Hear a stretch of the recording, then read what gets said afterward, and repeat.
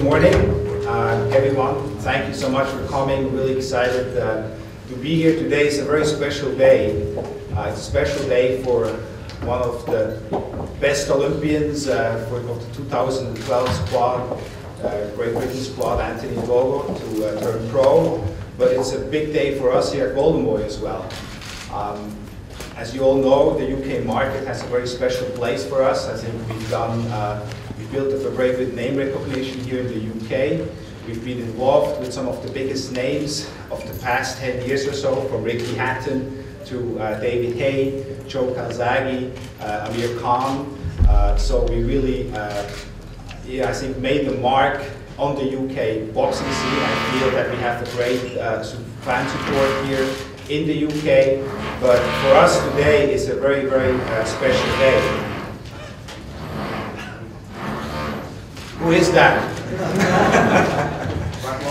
It's a very, very special day. Monica, can you maybe see if you can turn that down? You know what I'm saying? Okay, so ask one of the technicians. Because what we're doing today is really groundbreaking. We want to take a young fighter from his very first professional fight and make him a crossover superstar. A star which is recognized here in the UK, his home fan base, but in the United States as well. I don't think that has ever been done. It's a challenge for us. It's an opportunity for Anthony, but I am convinced that with the Golden Boy machinery behind it, that we will be able to succeed. Anthony is a very special talent inside the ring, but he really has that crossover appeal as well. He is clean cut, he speaks very well, comes across very well, has charisma, and that's exactly what we're looking for when we sign fighters to Golden Boy.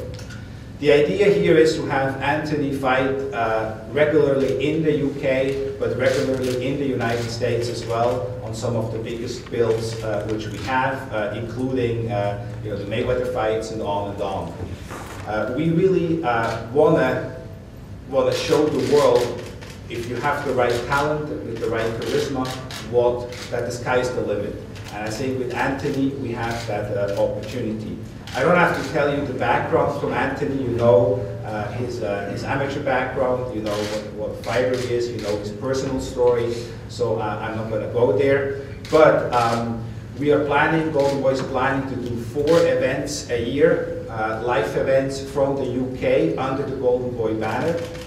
Anthony will be fighting on all 4 of those events. And at the same time, we would want him to fight at least 4 times in the UK, in the US as well, during the first year. So the plan is to give him 8 fights. We are looking at signing potentially 1 or 2 other young fighters here in the UK to really put together like the Golden Boy UK dream team. We don't want quantity, we want quality. We want fighters who have the personality, and I use that word again, charisma, to really cross over, to connect with the audience. So we've been approached by several fighters. So far we only have signed 1 and made, which is Anthony. We're going to be very, very selective, sort of like by invitation only. Because I think that's what you need. It's not just the skills in the ring, but it's the personality outside, which will ultimately help to make a fighter a superstar, a global superstar. And I am convinced that Anthony has all the ingredients for that. I want to thank Dean Baker, who is Anthony Ogogo's agent with Wasserman Media Group. Wasserman Media Group is one of the leading sports agencies in the world, headquartered in Los Angeles. Casey Wasserman, I've met him as well in Los Angeles. I think they are making a commitment to get involved more and more with the sport of boxing. They see the opportunities as well. And I think what Wasserman is going to be doing for Anthony is give him the commercial exposure as well, which I think is very important. You know already, you've seen Anthony all over the billboards with Subway. And so the idea is to obviously do that with other brands as well. And I think that's important because you want to have the general market to know an athlete. And that's why I think the Wasserman Media Group involvement in the sport of boxing is great news. To have one of the leading agencies out there pitching fighters to corporate elite of companies in the UK, in the United States, I think is great news for boxing. I'm going to turn it over to Dean now before I'm going to introduce Anthony. Thank you, Richard. Yeah, just a few brief words really before we hand over to the main man. My name's Dean Baker, I'm the head of boxing at Wasserman Media Group. Wasserman is a global company really. We've got offices in Los Angeles, New York and London. We operate in a number of sports, team sports such as football, basketball, baseball, individual sports such as golf, cycling, athletics and of course boxing. We have been operating in the space for a couple of years. We've done a number of commercial deals for like Savannah Khan and David Price. Previously I've done some work along with my colleague here, Mr. Campbell, Ricky Hatton. My relationship with Anthony, I've been a sports agent for over 15 years. My relationship with Anthony spans the past 5 years as both friend and advisor. On behalf of Wasserman Media Group, I'd like to thank Richard, Oscar and Golden Boy Promotions for their long-term commitment to the promotion of Anthony. They were I would say that Golden Boy were the one promoter that truly shared our vision for Anthony. I would also say that they were the one promoter that truly valued Anthony's dedication, commitment and genuine talent in the ring. And it was quite an easy decision to make, and one that Anthony will come on to and tell you a little bit more about. But from our point of view, Golden Boy have signed a guy that I've known for many years, and he is one of the most charismatic, likeable, level-headed and charming people that I've ever had the pleasure to meet. And I'm just glad that you guys can come today and share the first part of our journey with us. Without further ado, I'll pass over to the man himself. Thank you. Thank you. Thanks everyone for coming. Also, quite advisor. Most of the time in fashion, I'm always ringing Dean up saying, Dean, what should I wear? What should I wear? So, fashion advisors probably want to hire us. Yeah, thanks for coming, everybody. Really appreciate it. Like Dean said, I've done the first part of my journey. I'm absolutely thrilled. I can talk, and you're probably going to get to know for the next 10 to 15 years I can talk. And so I'll keep this brief and obviously answer like loads of questions hopefully. But yeah, I'm just absolutely exhilarated to sign my deal with Golden Boy, to join this, what is a superpower in the world of boxing, to have met Richard and Dean obviously those 5 years ago. I'm so excited to get started, and yeah, I hope to usher in a new era of boxing. I can't wait to get started. Yeah, I'm absolutely thrilled. Like I said, I'm thrilled to get going, and I'm really proud as well to sign with Golden Boy Promotions. All right, thank you. Now we're going to open it up for questions. Yes. John Denham from Boxing News. Anthony, why did you go for an overseas promoter rather than one of the British promoters? I think it was like Dean said. I met all the guys. I met all the majority of the British promoters, and I'd like to take the opportunity to thank them as well. Particularly I met Frank Warren, Ricky Hatton, Superfight Promotions, and then Matchroom Promotions as well. And particularly Ricky Hatton, they all showed great hospitality. But Ricky had me and Dean up at his house, didn't he? His lovely partner Jen made a nice lunch. And I was there playing. I've got a few nephews and nieces of mine, so I was playing with his daughter, and that was a great day. But when I met Richard came to our Soho offices, and when I met him, a couple of things stuck out really. We had a great meeting, didn't we? Yeah, absolutely. Immediate connect. Yeah, because there's a spark straight away, and in a completely sporting context, or we hit it off straight away. Yeah. And just one thing particularly resounded in my head as I was driving home and going over the meeting in my head. Richard said something like, when he wants something, he usually gets it. And I thought, well, I like that, and it wasn't in an arrogant way at all. It was just, when Richard feels passionate about something and he wants it, he gets it. So I thought, Richard's the guy who, that's the guy I want to leave my career in his hands. If I come to Richard in a couple of years' time and say, Richard, I want to pack out Carrow Road in Norwich, I'm sure he's the man who's going to do it for me. And if I want to pack out Portman Road in Ipswich, I'm sure he's the man who's going to do it for me. So that was reason one, and Dean alluded to it earlier. Richard shared my ambition in what I wanted to do. You know, I sat in front of all the promoters, including Richard, and I'm going to do to you guys now. And I told him that I want to become, I want to become a global superstar. I want to become, Britain's best ever middleweight boxer. And that's a massive statement. We've had, Randolph Turpin, Alan Minter, Nigel Benn, all the guys back in the 90s, and I genuinely want to be the best one out of all of them.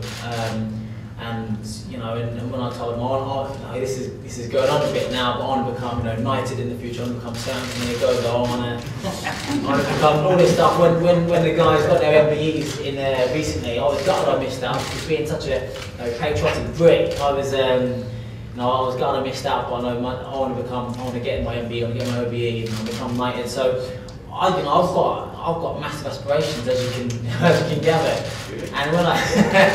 And when I said all this stuff to the other promoters, I thought I kind of got to look back by one or two of them and thought, oh, how hard does it came and hit you in the Olympic Games, But when I said to Richard, he nodded along and said, well, let's do it. That's exactly what I want. Let's make you a global superstar.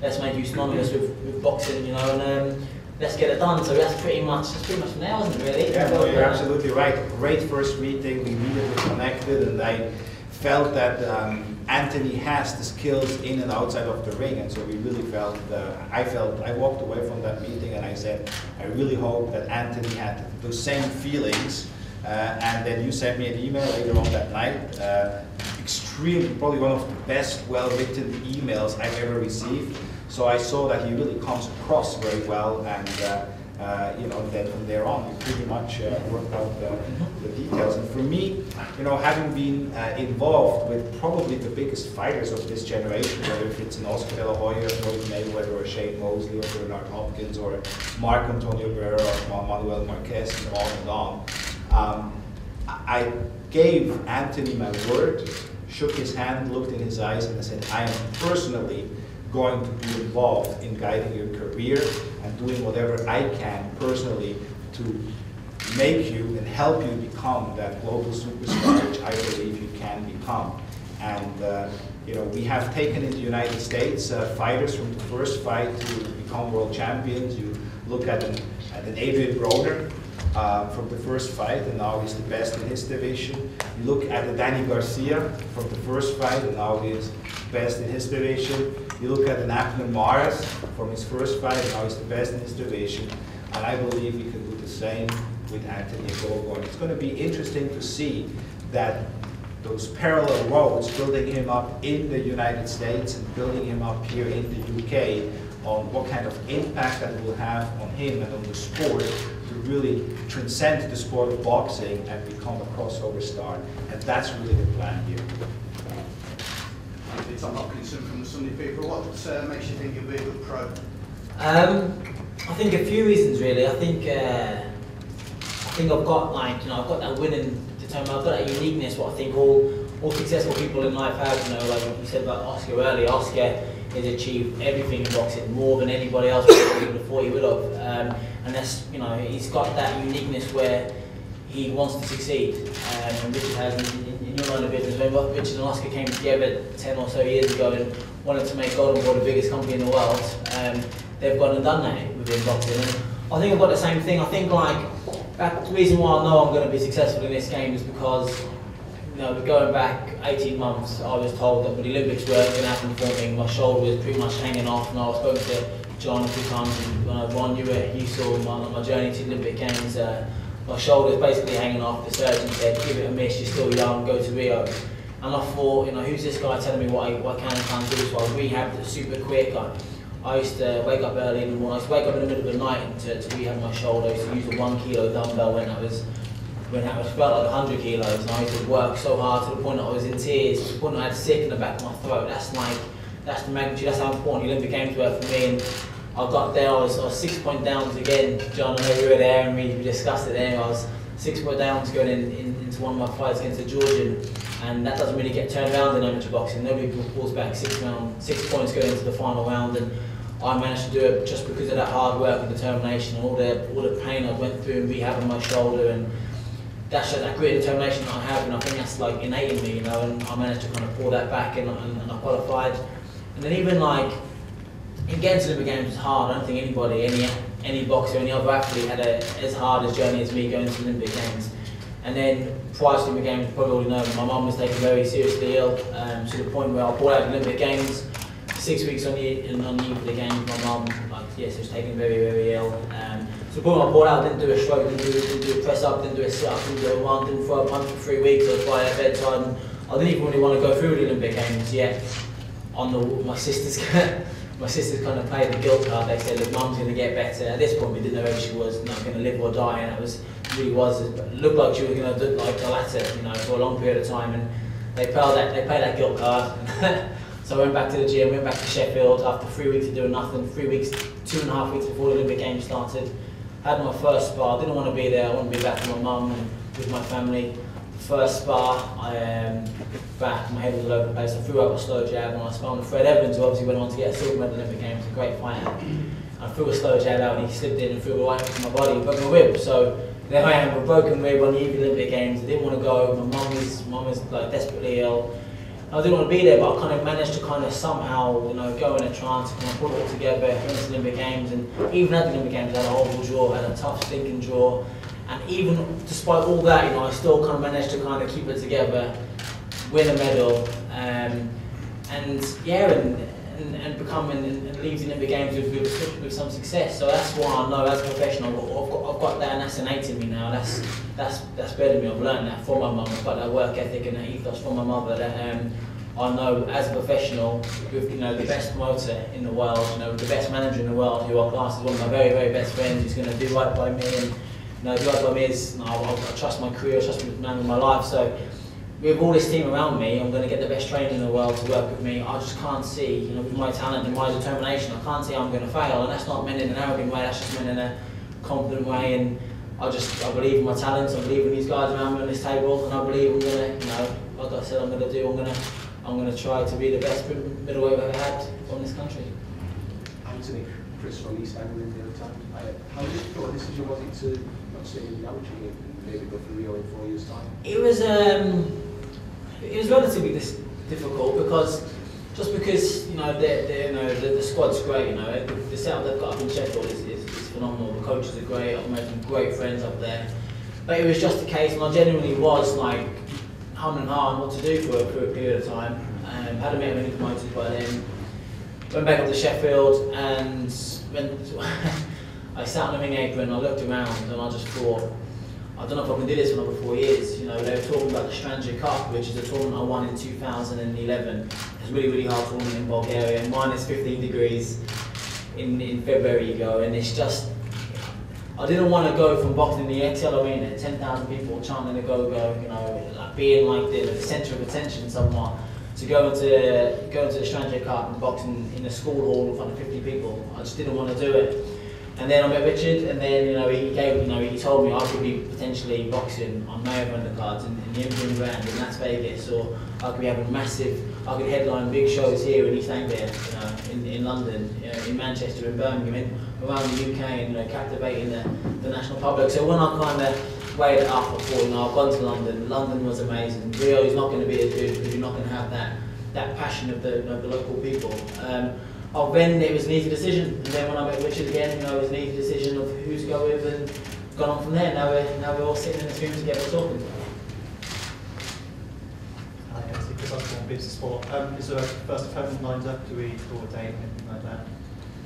We're going to be looking at working with Anthony and Dean. We're looking at sometime towards the end of April, beginning of May, and I'm going to have our matchmakers, Eric Gomez and the Burgundiers, are going to be looking at the right opponents, and we are going to be retaining the services of the matchmaker here in the UK as well. Because it was talk of February, wasn't it, initially, I think? Was that not quite right? No, it was always April. Yeah, I've waited my whole career to become a professional fighter.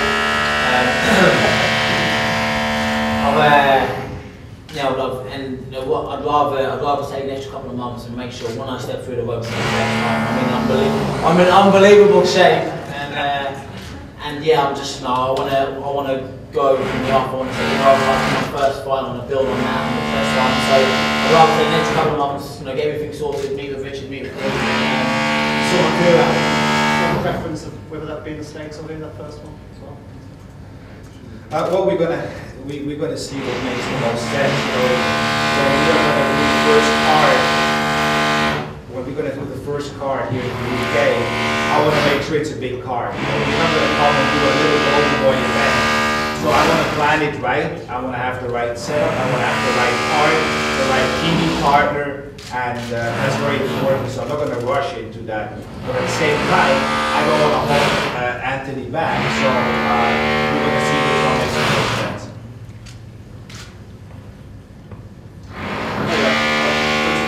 That's annoying. Is any of the technicians here who can check out what that is?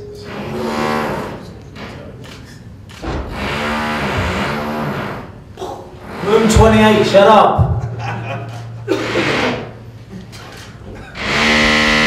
don't listen. They don't take care of it. What does that mean? Go and take care of it.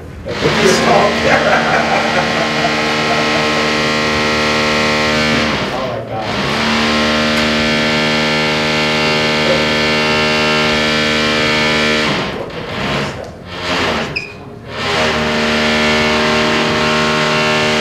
Apologize, you know.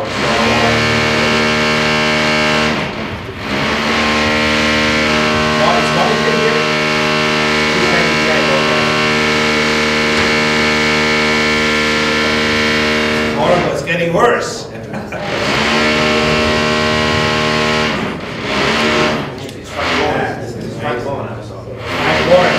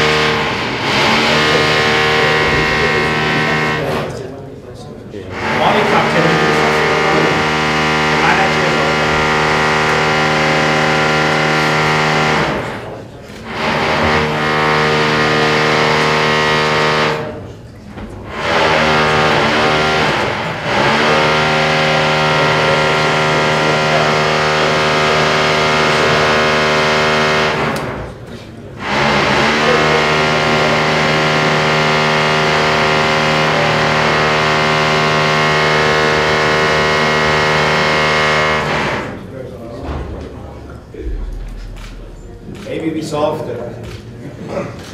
All right, Garrett. I'm sorry. I don't know if it's one of the other promoters here in the UK. I hope not.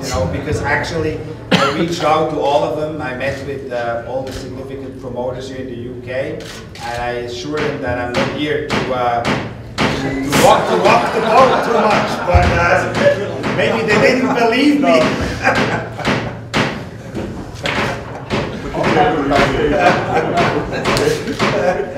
Actually, one question for Anthony, or two questions for Anthony. First one, which is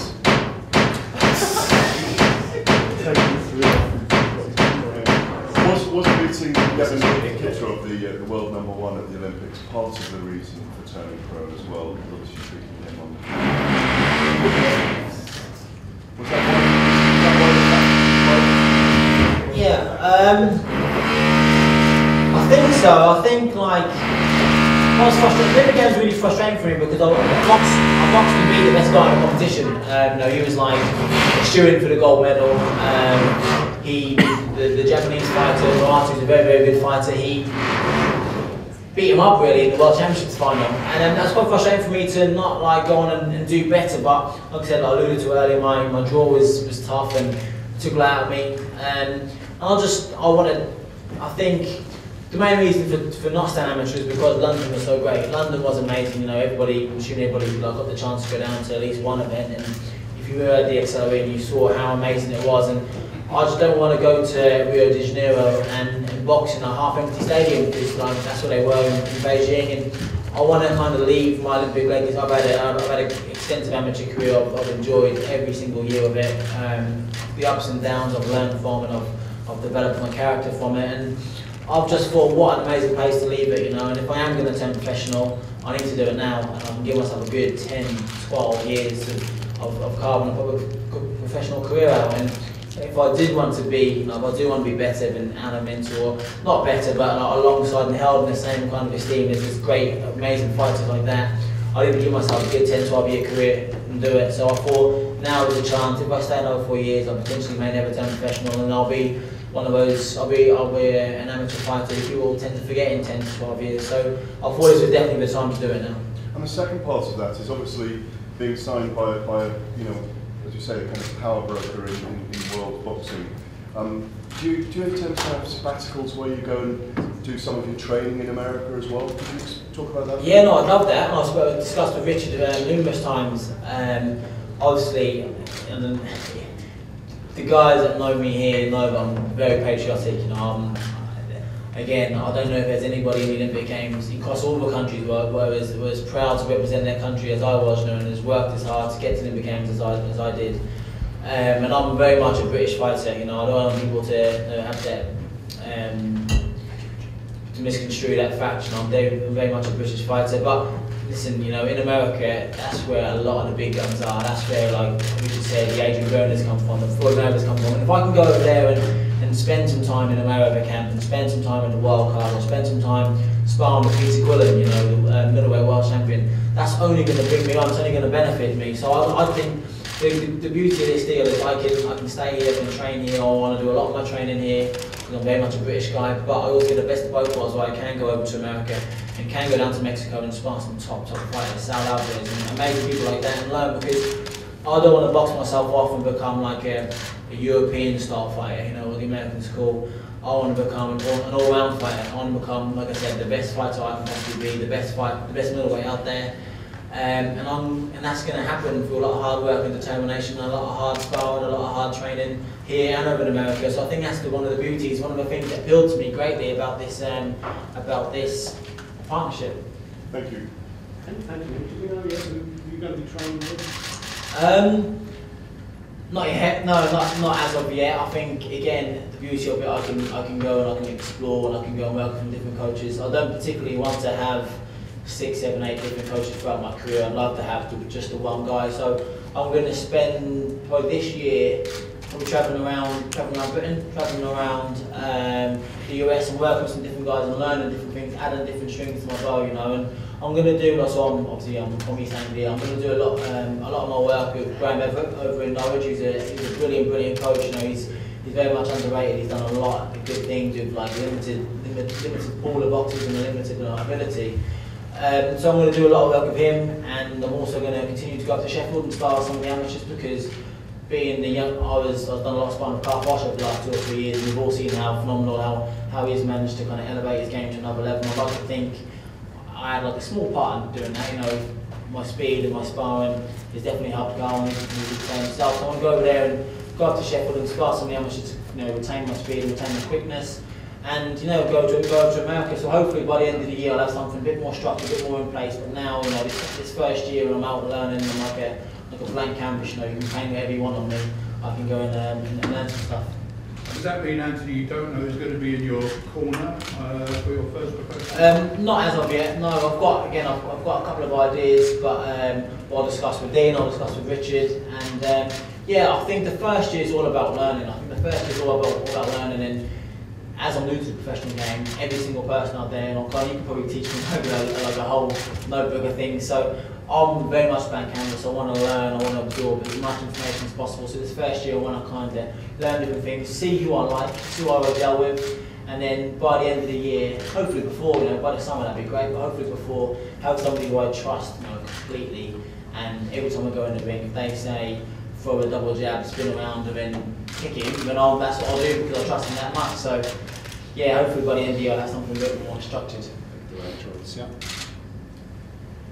Anthony, will you be retaining any links with your coach, Johnny Lawrence? I think, you know, like, I've known him for years, and I have to thank him as well as the GB squad. You know, that brought me on and they've got me to this place. So I want to thank all the guys that helped me, you know, get to this table with Richard and Dean and Mickey on this now. But no, I'll do a little bit now and then. You know, I've got a lot of respect for John. He's helped me get to where I am. He's driven me around the country from a 5-year-old sparring all the good kids.